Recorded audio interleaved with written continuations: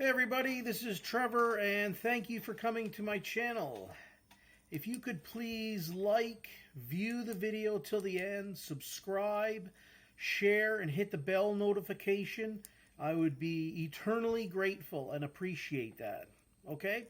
Thank you very much. So that being said, I want to talk about the word mandate, mandatory, and what that has meant for us since March 2020, really. And I'm here in Canada, and basically the world was on a massive lockdown, unless you're living under a rock. Since then, everybody knows that governments threw around the word mandatory, like it was just, handing out candies. But I want to go over the word mandatory, and what it really means is force. Okay? So, the government coming out and saying, like, I'll use Canada as an example, United States, UK, pretty much all the same here. They made it mandatory, especially here in Canada, okay, that you had to wear a mask. Okay? I, for one, have only ever worn a mask once, and that was because my daughter needed admitting into the emergency room to get an x-ray because she'd fallen down to hurt her arm. It's the only time. And I was forced by the security guard and the nursing staff to put on a mask, but for my daughter, I did it. Okay, so that is force. That's mandatory is just a fancy word for force. Okay? So what else did they make mandatory? Well, they made it mandatory here in Canada to have a arm ticket, the jab, if you wanted to continue to work. Okay, and in two major industries here in Canada, the healthcare system and the trucking industry, they made it mandatory for all those employees to have the arm ticket, the jabby jab, to help you, I suppose, against the cerveza sickness. And if you didn't take it, well, there you were, unemployment line. So that was a fancy way when they said it's going to be mandatory. No, when the government uses the word mandatory, it really means use of force. Under threats of violence, if you do not mandatorily do what we say, you will lose your job. So what did most Canadians do? People around the world, they took the jab out of financial fear. Out of fear that, oh my goodness, you're going to kill grandma and grandpa. And now, as of January 2023, we're finding out a lot more information about these the jabs that were created and how effective they are. And it's apparently, to me, I would say they should have all been made not mandatory, voluntary from the beginning. And I have been saying this since the spring of 2020. And now what I'm saying, I told you so. Anything that the government made mandatory, which again is the use of force, should have been voluntary. Wearing a mask. Okay, using hand sanitizer. Walking around a store like a cow following the arrows. Voluntary. Taking a medical procedure in order to secure your job definitely should have been mandatory. The use of force in making Canadians use a vaccination passport, which I was told in June 2020, oh, you're nuts. That's never going to come to fruition. And it did. Vaccination passports. All made mandatory. And again, let's go over the word mandatory. That is use of force, especially in the terms of government. When it comes to government, mandatory means use of force. We will force you to comply by either financially ruining you. We will send out the police to arrest you for not wearing a mask, which happened in Canada, which probably could have happened to me in October 2022 had I not put a mask on to be with my daughter in a hospital. So, where does that lead us?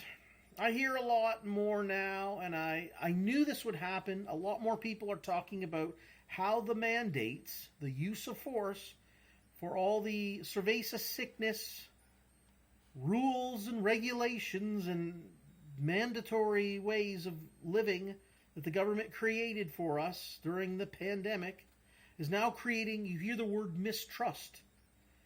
People mistrust the government. They mistrust the pharmaceutical industry. They mistrust frickin' everybody and every organization around.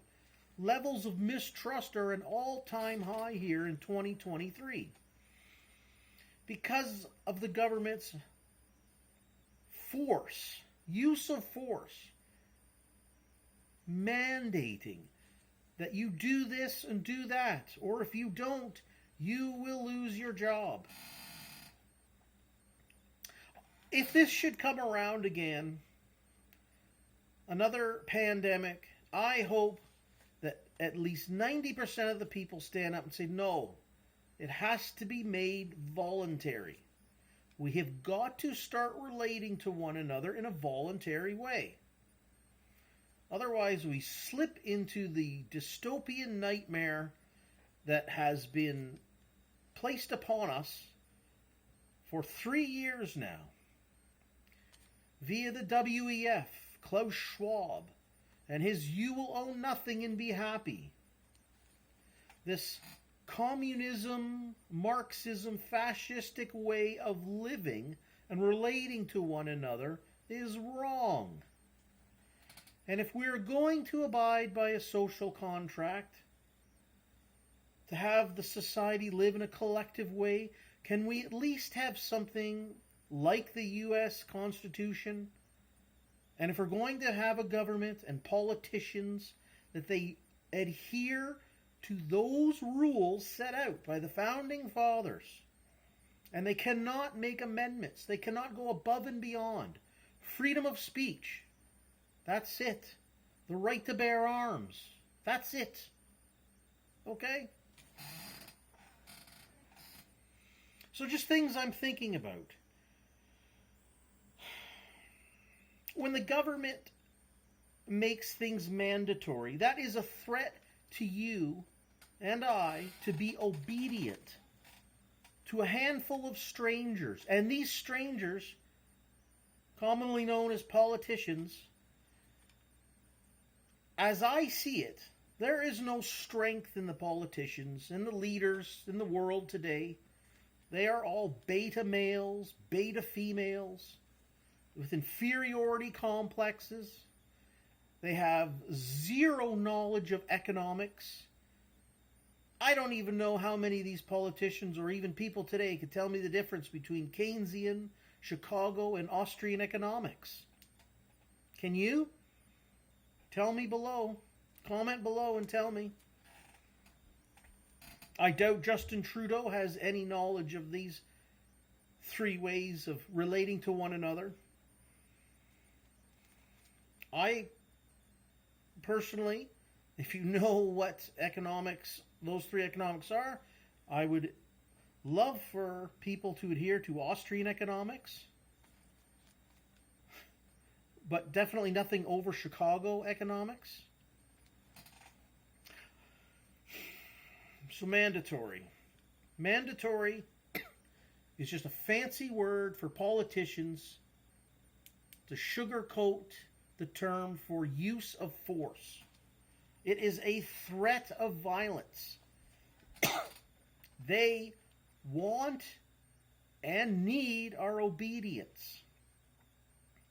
And I am thoroughly disappointed with most people on this earth in 3 years for their compliance and their obedience to politicians. And I surely hope that this is true, that now the majority of people are having a mistrust in their politicians and are starting to recognize them for the betas that they are, and are going to thoroughly, if you're going to get out and vote, you're going to thoroughly look at people and make sure that they know their economics. They have some kind of rational, objective thinking. They have strength. Not just beautiful wavy hair like Justin Trudeau and a nice sharp suit.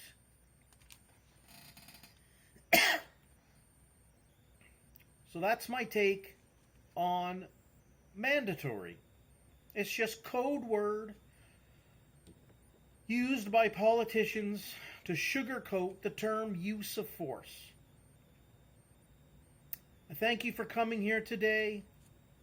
I hope you're all doing well, and stay free.